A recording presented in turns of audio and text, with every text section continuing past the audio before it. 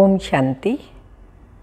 आज बाबा के 17/11/2021 के साकार अनमोल मधुर महावाक्य हैं, जिनमें बाबा ने कहा है विकारों का दान देकर के वापस नहीं लेना।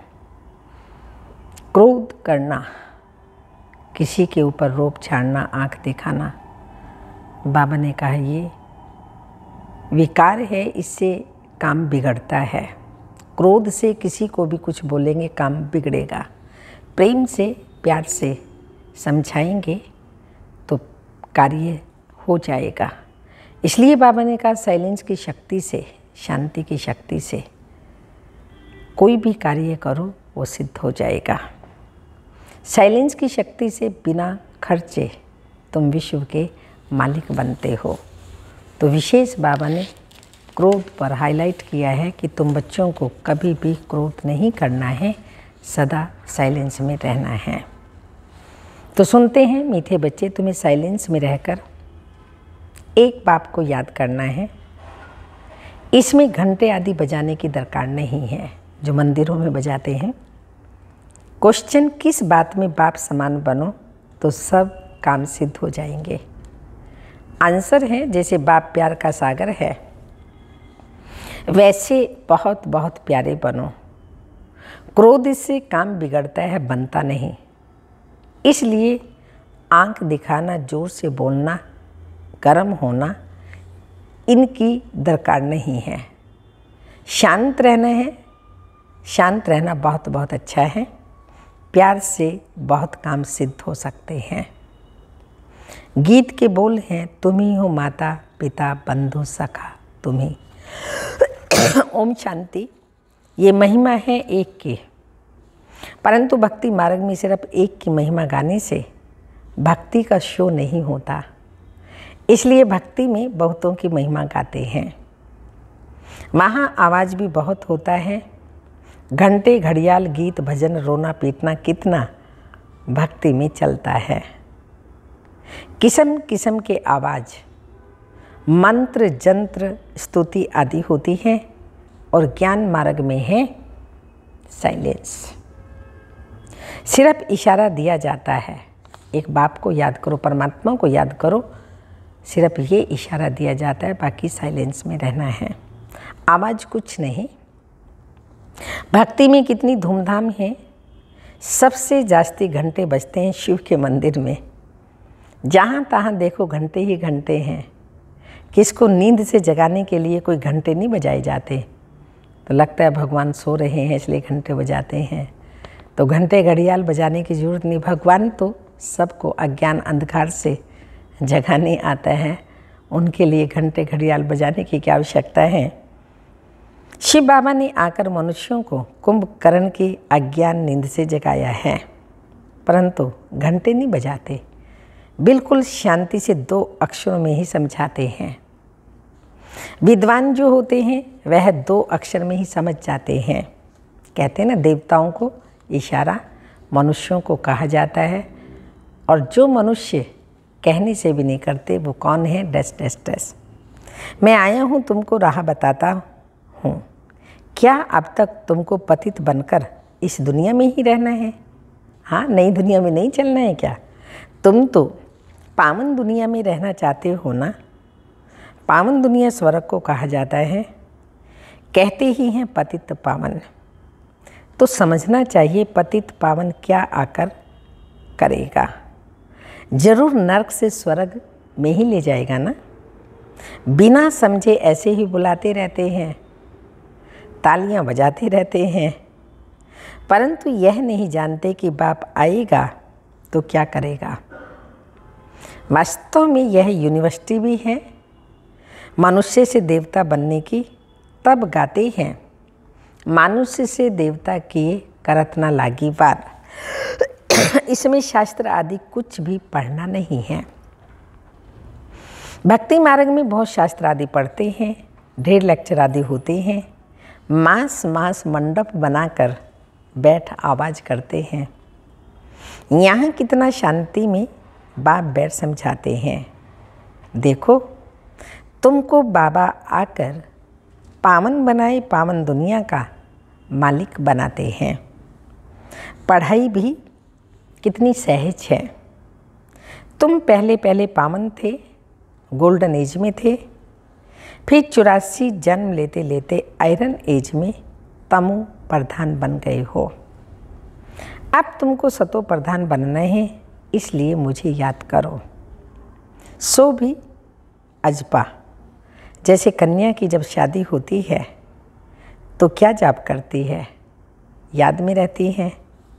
तुम भी सब पत्नियां हो ना शिव बाबा की आत्मा रूपी सजनियाँ। ये शिव बाबा पतियों का भी पति है। तुम्हारी सगाई हुई है परमात्मा के साथ।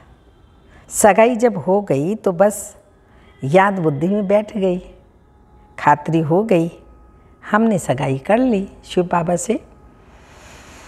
फिर एक दो को याद करते रहते हैं। तुमको भी बाप कहते हैं।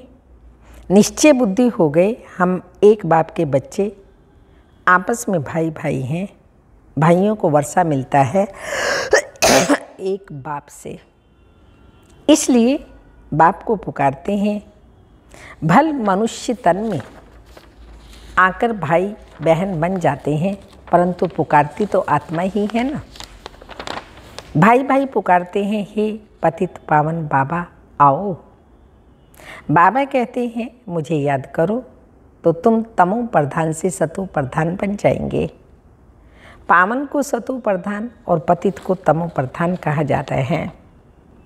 यह बातें बाबा संगम पर ही समझाते हैं। यह है गीता पाठशाला। इस पाठशाला में बाप आकर राजयोग सिखलाते हैं, नर से नारायण बनाते हैं। वहाँ टीचर तो सामने बैठ पढ़ाते हैं, दिखाई पड़ता है, यहाँ तो गुप्त है।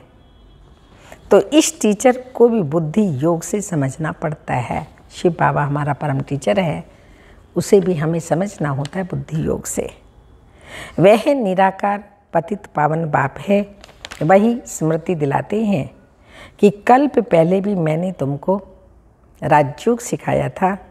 तब कहा जाता है मन मना भव, पवित्र बनो, तो यह लक्ष्मी नारायण बन जाएंगे।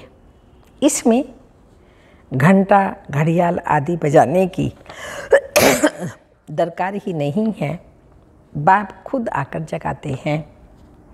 मन मना भव का अर्थ है साइलेंस। अपने को आत्मनिश्चय करो, बस अब हमको अपने घर जाना है। बाप को ही सब कहते हैं, हमको दुख से छुड़ाए मुक्त करो। सन्यासी लोग सिर्फ ब्रह्म को याद करते हैं। अब ब्रह्म तो घर है, वो घर को याद करेंगे। यहाँ तो बाप को याद करना है। सिर्फ घर को याद करेंगे तो जैसे सन्यासी हो जाएंगे। ब्रह्म तो भगवान नहीं। तो बाप बेर समझाते हैं, मुझे याद करो तो तुम निर्वाण धाम चले जाएंगे। फिर वहाँ से आएंगे स्वर्ग में।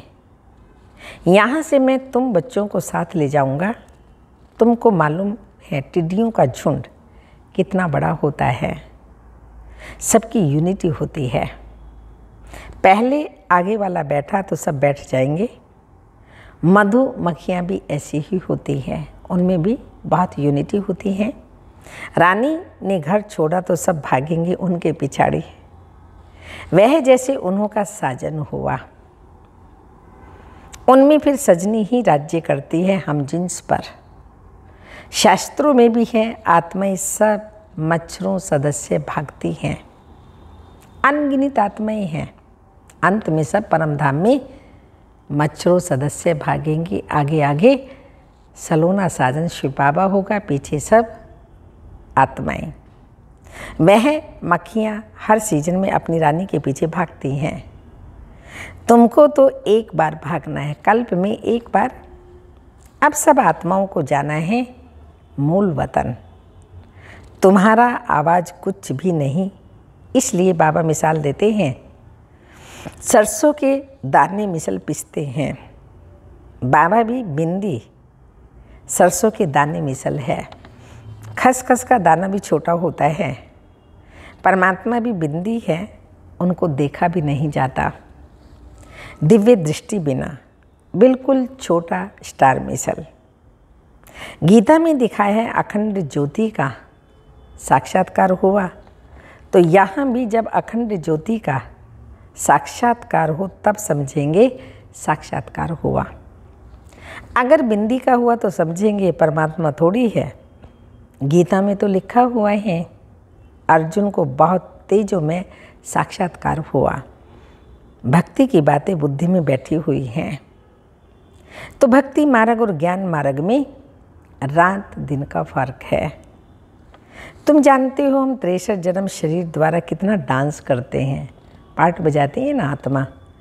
63 जन्म कितना भक्ति मार्ग का हंगामा देखते हैं। उसमें भी पहले जब सतु प्रधान भक्ति थी तो एक शिव बाबा की भक्ति करते थे। फिर यह गंगा स्नान आदि बाद में शुरू होते हैं। पहले अव्यभिचारी भक्ति होती है, फिर वृद्धि होती है। यहाँ तो एकदम साइलेंस लगी पड़ी है। बगैर कोड़ी तुम विश्व के मालिक बनते हो। मामा बिना कोड़ी आई और विश्व की महारानी बन गई। ये साधारण था, एकदम गरीब घर के बिना कोड़ी खर्चा देखो क्या बनते हैं। मामा फिर बहुत सर्विस करती थी, जाकर औरों को समझाती थी। बाबा कहते थे मुझे याद करो तो तुम्हारे विक्रम विनाश होंगे और तुम सतु प्रधान बन जाएंगे। इसमें खर्चे की तो कोई बात ही नहीं। अगर कोई थोड़ा खर्चा भी करते हो तो अपने लिए, जैसे खेती में 2 मुट्ठी अन्न की डालने से कितना ढेर अन्न निकलता है। यहाँ भी बाबा कहते हैं तुम क्या करते हो, कना और मिलता क्या घना। 21 जन्मों की बादशाही मिलती है। खेती बड़ी होती है, यह भी 21 जन्मों के लिए तुम्हारी कितनी आमदनी होती है। मनुष्य से देवता बनना कितना सहज है, 1 सेकंड की बात है। बैठे भी कैसे साधारण हैं। अगर कोई बैठ नहीं सकता तो बाबा कहते हैं अगर बैठ नहीं सकते हैं तो बाबा कहते हैं सो करके भी मुरली सुनो। एक है धारणा की बात, ये धारणा की बात है। अंदर में बाबा और चक्र को याद करते रहो। याद करते करते ही शरीर छोड़ना है। बाकी मुख में गंगा जल डालने की कोई बात नहीं है। गुरु गोसाई तो बहुत डर देते हैं कि तुम नियम तोड़ेंगे, भक्ति नहीं करेंगे तो यह होगा।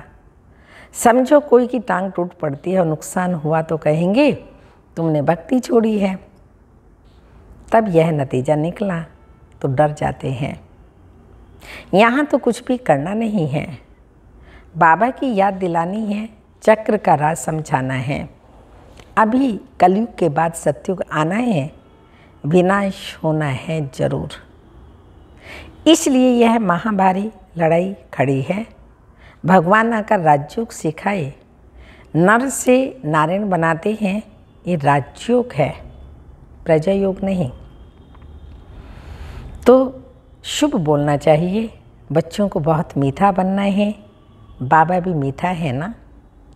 क्रोध आदि सब दान ले लेते हैं। शिव बाबा हम सबसे क्रोध आदि का सब दान ले लेते हैं।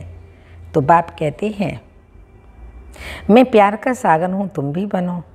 बड़ा प्यार से समझाते हैं। नहीं तो बच्चे बहुत हंगामा करते हैं, क्योंकि माया माथा खराब कर देती है। इसलिए ख्याल आता है कभी भी किसी को कुछ कहीं नहीं, प्यार से समझाएं। आंख दिखाना, गर्म होना, जोर से बोलना इसकी दरकार नहीं है। इससे काम बिगड़ता है। शांत रहना अच्छा है। विकारों का दान देकर फिर लेते हैं तो अपना पद गंवाते हैं। बाबा का बने गोया 5 विकारों का दान दे दिया। कहते हैं ना, दे दान तो छूटे ग्रहण। फिर भी बाप पंडा है ना।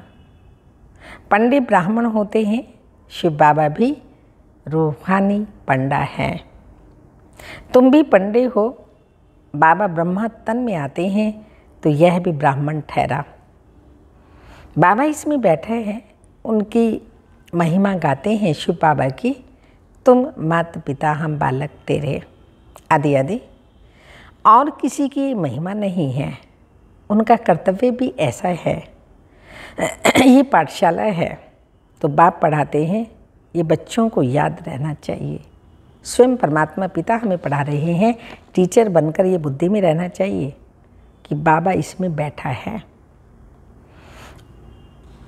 उनका कर्तव्य भी ऐसा है। ये पाठशाला है, बाप पढ़ाते हैं। ये ऑब्जेक्ट है ही विश्व की बादशाही पाना। तो ऐसे पढ़ाने वाले को पूरी तरह याद करना चाहिए। स्कूल से स्टूडेंट अच्छा पास होते हैं तो साल साल टीचर को सौगात भेजते रहते हैं। यह त्यौहार आदि सब इस समय के हैं। संगम युग पर प्रैक्टिकल कर्म किए भक्ति में यादगार बने, इसलिए बाबा ने कहा इस समय के हैं, परंतु उनके महत्व को कोई जानता नहीं। बाबा हैं नॉलेजफुल। वह आते ही हैं रचना के आदि मध्य और अंत की नॉलेज देने। ठिक्कर भीतर में कैसे आएंगे? एक डॉक्टर ने सिद्ध किया था कि हर चीज़ में आत्मा है, परमात्मा नहीं कहा। फिर यह कह देते हैं सर्वव्यापी हैं। उन्होंने कहा सब में आत्मा, तो सन्यासियों ने भी कहा सब में परमात्मा। तो कितना रात दिन का फर्क है। वह तो बेहद का बाप है, तो सबसे बुद्धि योग तोड़ाए अपने साथ जुड़ाते हैं। वह कहते हैं आत्मा बुदबुदा सागर से निकला है, सागर में लीन हो जाएगा। ब्रह्म ज्ञानी समझते हैं छोटी ज्योति बड़ी ज्योति में लीन हो जाएगी, फिर नई उत्पत्ति होती है। बाबा समझाते हैं ये सब भक्ति मार्ग की नोंद है। मैं भी ड्रामा की नोंद अनुसार तुम बच्चों को आकर के समझाता हूँ। 84 जन्मों का जो चक्र लगाते हैं, यह भी ड्रामा में नोंद है। जो भी कुछ होता है ड्रामा में नोंद है। कोई गायन भी करते हैं और कोई विघन भी डालते हैं, सब प्रकार के हैं संसार में। तुम बच्चों को शिव बाबा से वर्षा लेना है। वह आते ही हैं सब आत्माओं को ले जाने के लिए। शरीर का नाम भी नहीं लेते। शरीर सहित थोड़ी किसी को भगाने आया हूँ। मुझे तो कहते हैं हे लिबरेटर आओ, हमको दुखों से लिबरेट कर और जगह ले चलो जहाँ चैन सुख शांति पाएं। तो सबका शरीर यहाँ ही छुड़ाए आत्माओं को ले जाऊँगा। तो कालों का काल भी हुआ ना, मैं सबको इकट्ठा ले जाऊँगा। कितनी वंडरफुल बातें बाप बैठ समझाते हैं। कहाँ कोई बात समझ में नहीं आती तो बोलो ये बात बाबा ने अजून समझाई नहीं है। सब जब समझाएंगे तो आपको सुना देंगे। ऐसे अपने को छुड़ा देना चाहिए। बच्चे समझते हैं बाबा ज्ञान का सागर है, नई नई बातें सुनाते रहते हैं। वर्ल्ड की हिस्ट्री ज्योग्राफी सुनाने वाला रचयिता बाप है, जो आदि मध्य अंत का ज्ञान सुनाते हैं। तुम लाइट हाउस भी हो, स्वदर्शन चक्रधारी भी हो, परंतु माया भुला देती है। गुटखा खाते हैं, कुछ ना कुछ लैस आ जाती है। कर्मों का हिसाब किताब है ना। जब तक कर्मातीत अवस्था नहीं बनी है तो कुछ ना कुछ होता रहता है। हिसाब किताब चुकता हुआ और शरीर छोड़ देंगे और लड़ाई शुरू हो जाएगी। अच्छा, मीठे मीठे सिक्के लदे बच्चों प्रति माता पिता बाप दादा का याद प्यार। Good morning, diamond morning.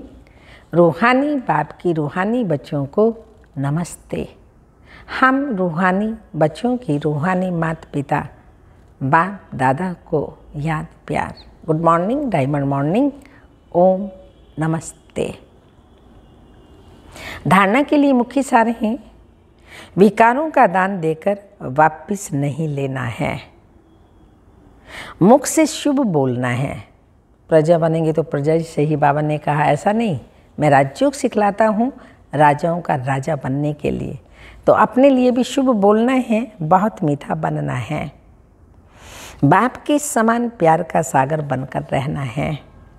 Second point, silence में रहे बिना कोड़ी खर्चा विश्व की बादशाही लेनी है, बाप की याद में रह थोड़ा बहुत खर्चा कर 21 जन्मों की आमदनी करनी है। वरदान है, नॉलेज की लाइट द्वारा पुरुषार्थ के मार्ग को सहज और स्पष्ट करने वाले, नॉलेज की लाइट द्वारा पुरुषार्थ के मार्ग को सहज और स्पष्ट करने वाले फरिश्ता स्वरूप भाव। फरिश्ते की लाइफ में लाइट और माइट दोनों ही स्पष्ट दिखाई देती हैं, लेकिन लाइट और माइट रूप बनने के लिए मनन करने और सहन करने की शक्ति चाहिए। मनन करने और सहन करने की शक्ति चाहिए। मनसा के लिए मनन शक्ति, वाचा और कर्मणा के लिए सहन शक्ति धारण करो। फिर जो भी शब्द बोलेंगे, कर्म करेंगे, वह उसी के प्रमाण होंगे। अगर ये दोनों शक्तियाँ हैं तो हर एक के लिए पुरुषार्थ का मार्ग सहज और स्पष्ट हो जाएगा। स्लोगन, व्यर्थ बोलना अर्थात अनेकों को डिस्टर्ब करना। व्यर्थ बोलना अर्थात अनेकों को डिस्टर्ब करना। आज की तपस्या की पॉइंट है, विश्व कल्याण करने के लिए आपकी वृत्ति, दृष्टि और स्थिति सदा बेहद की हो। वृत्ति, दृष्टि और स्थिति सदा बेहद की हो। वृत्ति में जरा भी किसी आत्मा के प्रति नेगेटिव या व्यर्थ भावना नहीं हो। नेगेटिव बात को परिवर्तन कराना वह अलग चीज़ है, लेकिन जो स्वयं नेगेटिव वृत्ति वाला होगा वो दूसरों के नेगेटिव को पॉजिटिव में चेंज नहीं कर सकता।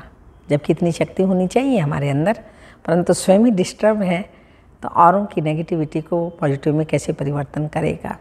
इसलिए हर आत्मा के प्रति शुभ भावना, शुभकामना रखें और अपने प्रति स्वचिंतन करते रहें, क्योंकि स्वचिंतन उन्नति की सीढ़ी है और परचिंतन पतन की जड़ है। तो उन्नति चाहते हैं तो सदा स्वचिंतन करते रहें। अच्छा, ओम शांति।